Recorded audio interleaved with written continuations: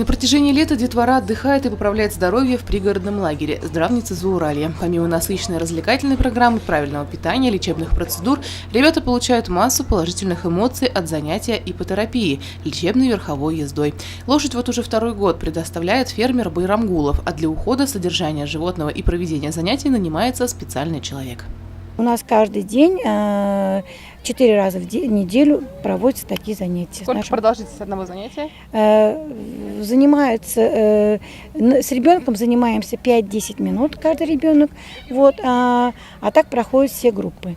Это сколько детей получается? Ну вот у нас на сегодняшний день отдыхает 100 детей.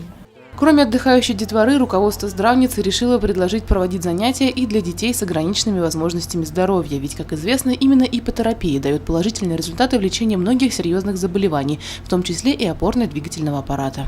Наши дети с мамами ежедневно, вот уже около 10 дней, вот эта работа ведется. Мы очень довольны, мы очень рады, что такая возможность есть.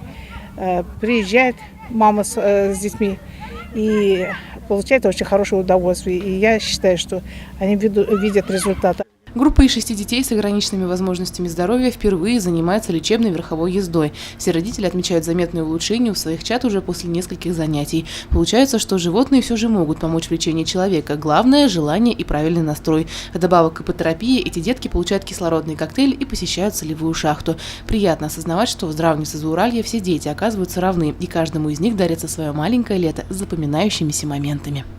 Елена Афанасьева, Азамат Галин, Гульгина Раскильдина, телекомпания СТВ.